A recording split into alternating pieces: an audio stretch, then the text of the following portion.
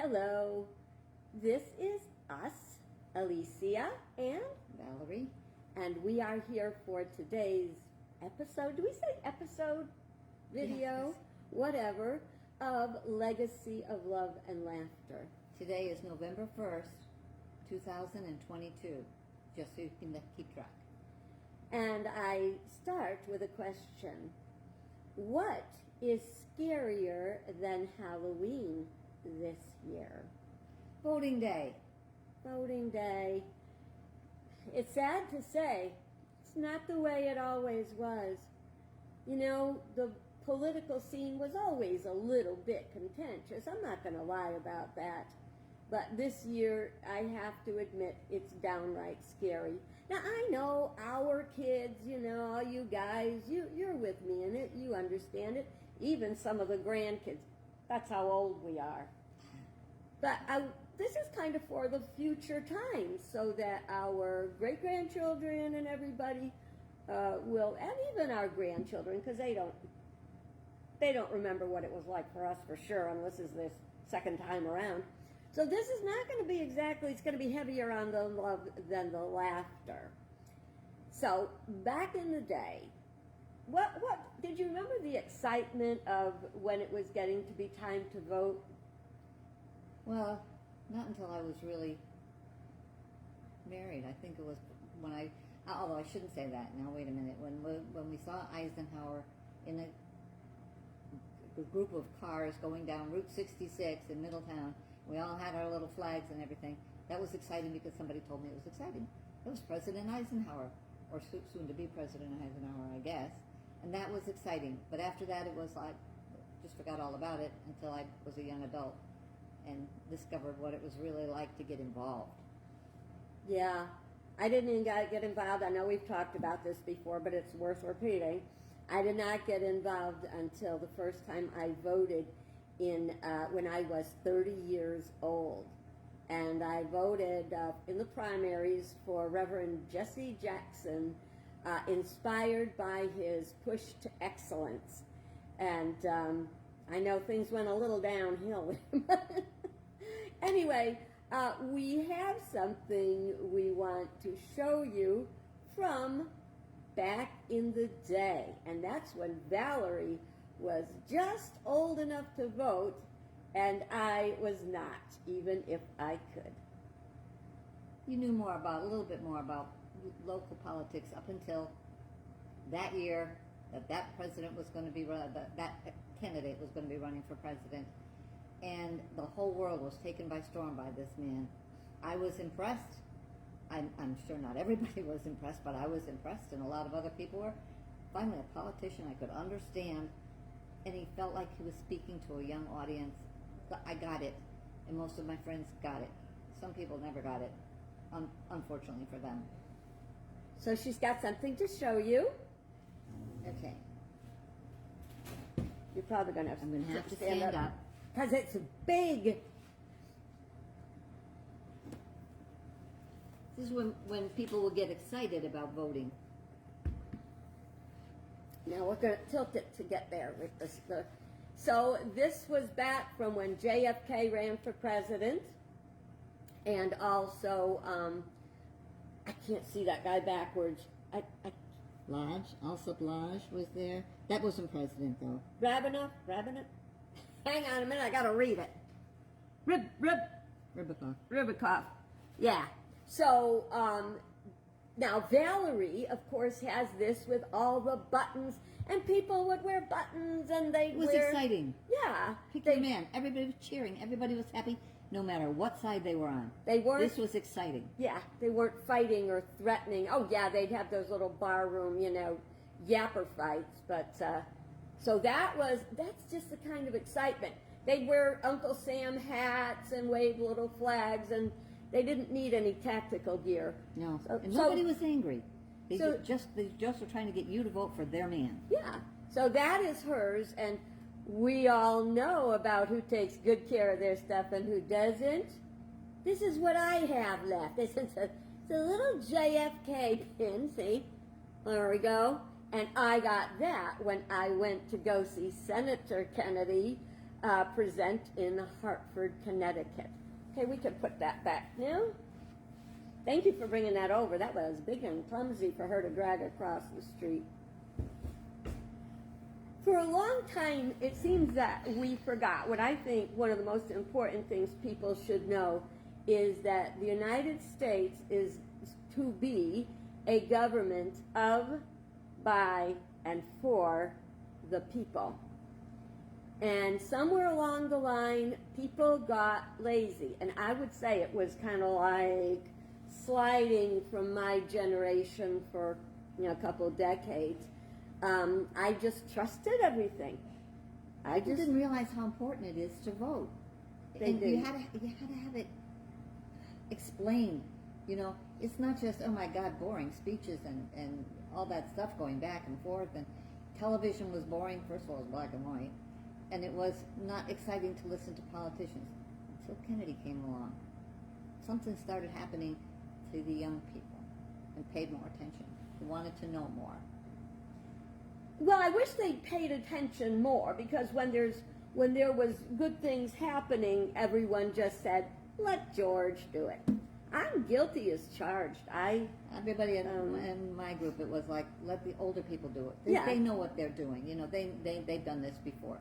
And if they have a different choice than you did, it was like, well, they have more experience. They know more about this person or something. And you're home with babies and stuff like that. You don't have time to get involved. And we weren't taught. When we went to school, we had dates and places and names that we had to memorize without anything really learning about what it was all about, what it meant. I was talking to a gentleman here the other day who is an educator, and he said, when I teach, I always use entercation. He entertains as he educates. And I think that's what engages the student. And so I had to learn, from the time I was 30, this, 5 years?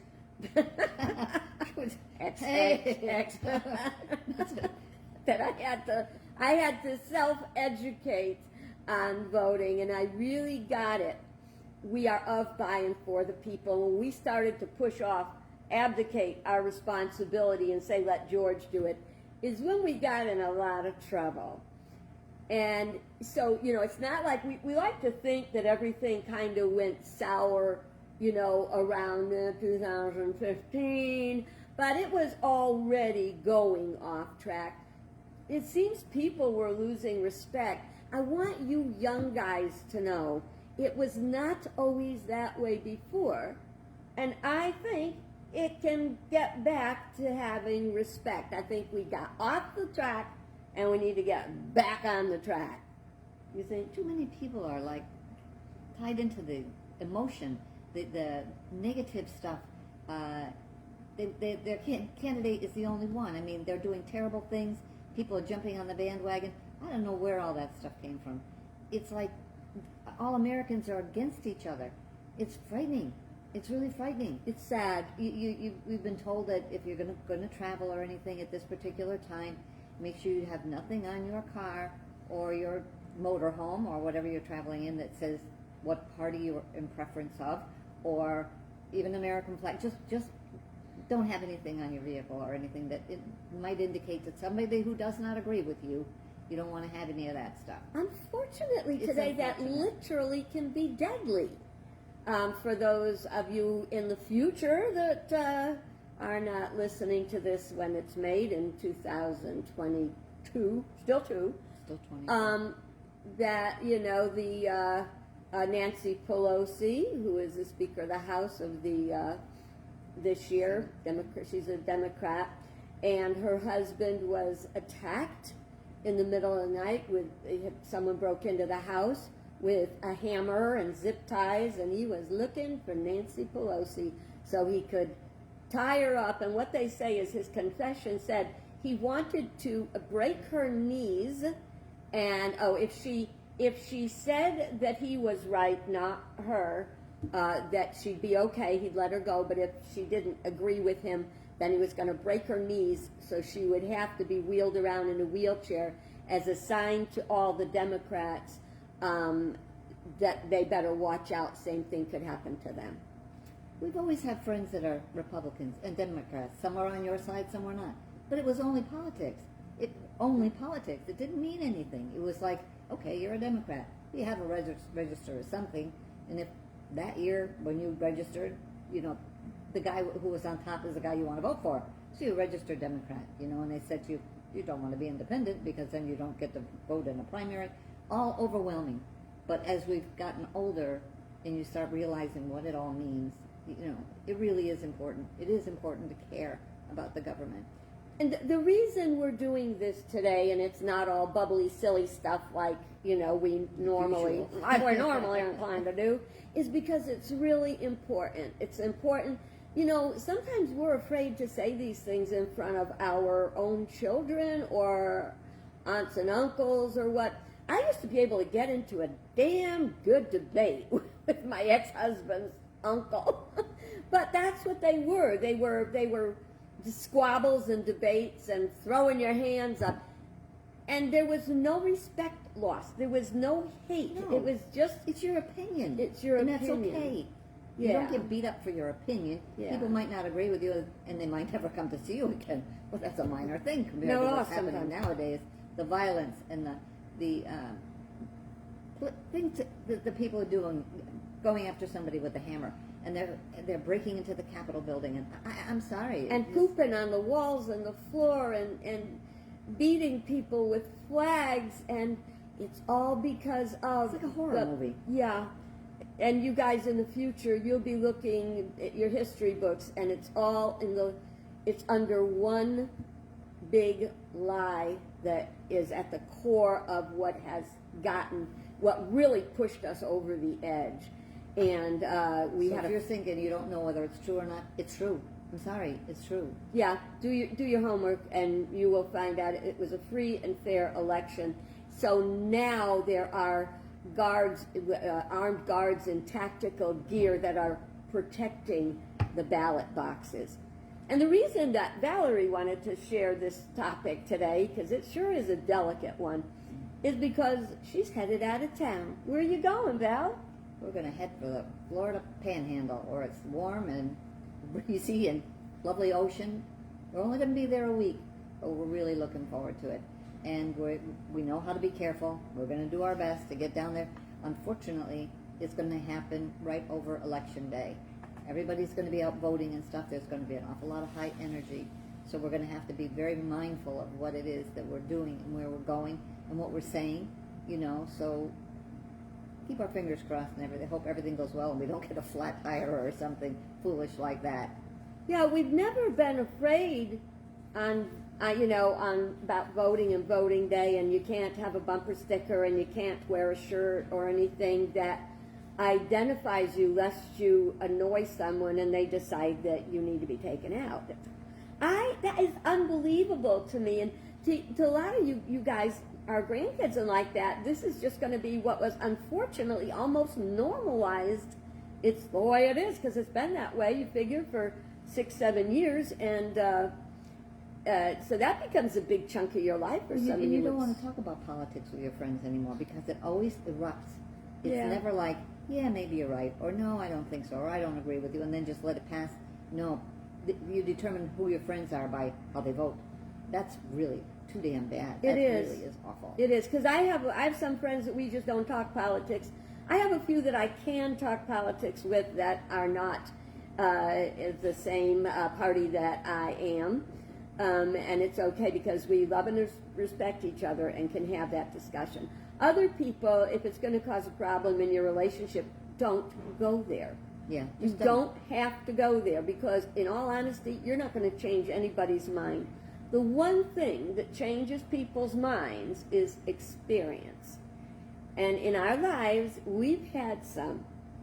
And when I was looking for, when I was looking for some memorabilia that I know is in there somewhere from elections. I didn't steal it. I honestly didn't steal it.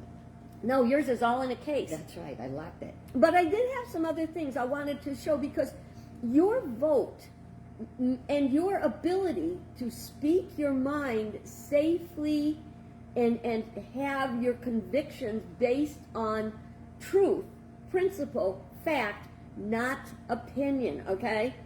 So we were around during the Vietnam War, and that's the POWMIA pin, and what you would get in those days, this was 1972, my Mimi, my youngest daughter, was born in 1973 in January, and I had gotten this bracelet. It's a POWMIA bracelet that I wore to the hospital and to deliver her, and they let me keep it on because he was missing in action. They didn't know if he was a prisoner of war or he was missing in action. And then after, you would get this little blue star if your guy came home. So this was for Lieutenant Junior Grade Joe Kiernan, who was missing on May 7th, 1972. You can look him up on the internet. You can Google him. He was brought home. When I was in school is when Desert Storm happened, and I have this... In what grade? Seminary. 1990. That's a funny feeling that you would 91. realize that later. Actually, one of my fellow students had to leave the class because she was military, and they put her on active duty. She was retired, and they put her active. So I had this hanging on my desk, and it's a map of the area, and then I had a prayer on it, and we all wore yellow ribbons in support of peace. So that was my prayer thing. And, you know, it has a nice prayer. It says, God's love brings the nations of the world together in a bond of understanding.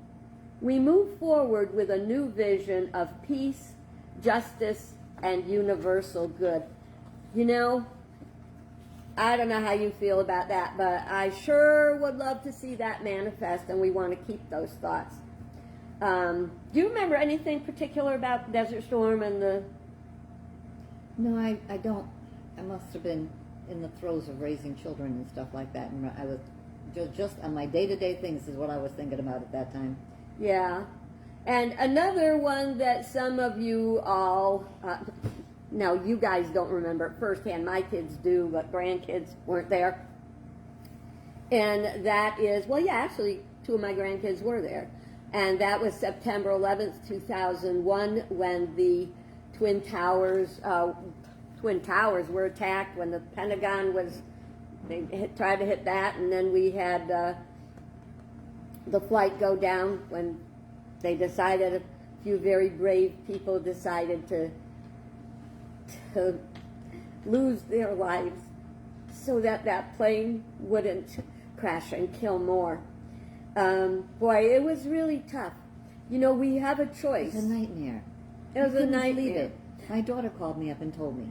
Yeah. Turned the TV on, and I watched it over and over. I know, because you just can't believe that's happening. It was a horror movie. You know, the one thing good thing that supposedly came out of it was that all the people in the country overcame their differences, religion, race, gender, everything. All the people came together as a country. You know, we're supposed to be the United States. United means we're all together. United we stand, divided we fall. With all the problems in our country today, I think we have to ask a real serious question. Who benefits by dividing us? The enemy, of course. And who is that enemy? Are we sure we know? Maybe it's not American. Hello?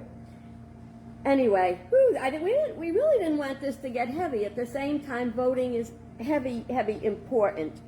Check all your resources. Yeah. If you're going to vote, check. Would know you it's a take little out bit that extra. if when you vote? Yeah, right. When you vote, yeah, check everything. It's a little bit of a process, but to tell you the truth, you want to know at the end when whoever wins, if they're your person, that you feel proud that you did the right thing. If it's not your person, well, maybe things will change for the better. You just never know.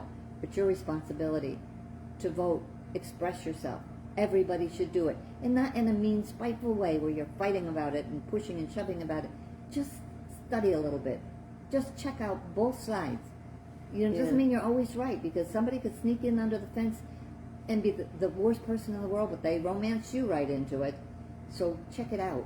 That's a really important thing you just said, because when you vote, you want to vote principle, not personality. I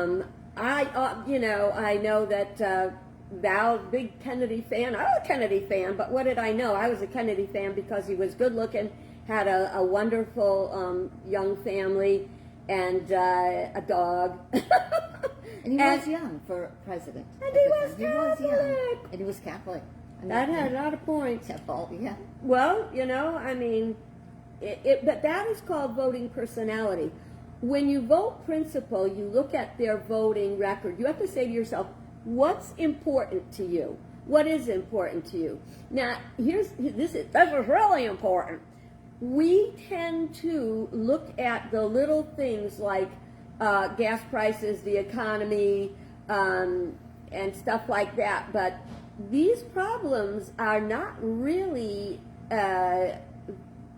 affected directly by a single president. There's many world circumstances. A lot of people today are saying, we're in a recession and it's Biden's fault. Well, I don't know how to tell you this, but the whole world is in a recession. The whole world is suffering from severe inflation, and there's a lot of corporate folks who are benefiting from our inflation. They're blowing up the bubble, okay, and they're enjoying it. The man from Kroger grocery store, don't go to Kroger. The man from Kroger said a little inflation is good for everybody, meaning them. We're paying higher prices.